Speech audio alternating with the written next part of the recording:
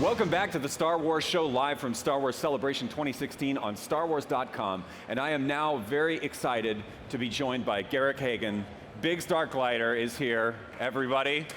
Hello, thank you. Red 3, standing by. What have you been looking forward to at Celebration this year? Well, I meet people I haven't seen for years and new friends, and also people from so many different countries. This is quite fantastic for me because I don't get around too much. I mean, we go to Europe, but I don't go to America all that much, and it's just great to see guys from all over the world. Wonderful. So how does it feel to be meeting fans of Biggs Darklighter 40 years after you played him? The appeal of your character has really endured. Well, I tell you what, everybody's asking me where's my mustache, all right? And I can't tell you, I've only worn my mustache once in Manchester last year, and I brought it in a box. And I think, next time I come, I'm going to have that little box handy. I'm going to stick that mustache on. I think that's the only thing they remember about Biggs is his mustache. I think people remember a lot of things about Biggs. You know what? I feel like this is the nearest I've come to being back in an X-Wing, because when we were in that X-Wing all those 40 years ago, we had a toy that, little lights flashing, as I have on my desk here, and we had no idea what these little lights were doing. We had keys on a little game that we didn't know which key to press, so we just pretended and pushed any key we could look at, and George kept saying, "Look around," and that's what I did. But this is the nearest I've come to being back in an X-Wing, is sitting at this little round desk with lights flashing all over the place and me not knowing what the heck's going on. So did it surprise you when it turned out that Biggs had so many fans, that so many people were really attracted to your character? Yeah, it does. I'm very grateful.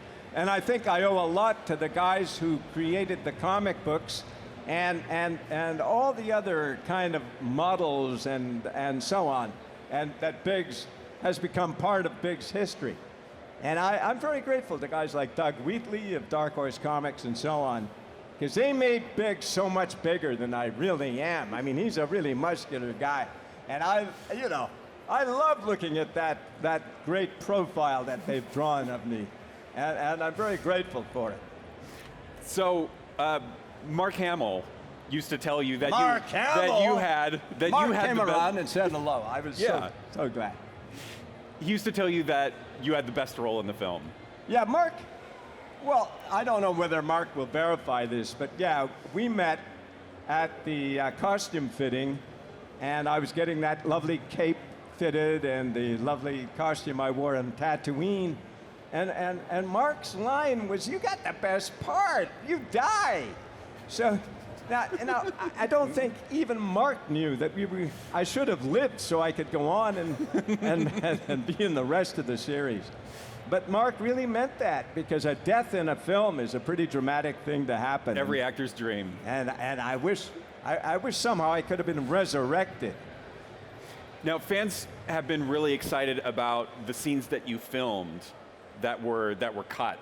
Yeah. And have gotten them going later so that they can take a look at them. How does it feel to have people so excited to see those things that you didn't get to see in '77? I think it's great, because you have to work even harder to see what Biggs was really like. You have to go into the back reaches of the DVD and the CD-ROM. You have to find your way into the backstory of Star Wars, and that's exciting. And some people have said to me, "Is that the most famous cut scene in history?" And you have to explain that scenes are cut all the time. But I love the backstory of Biggs, and I really feel that it's a large part of me. And I know Mark does too. So other than coming to the conventions and meeting the fans, how did Biggs change your life?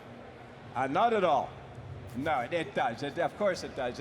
It's changed my life in terms of travel, in terms of meeting people, and in terms of just widening the world for me.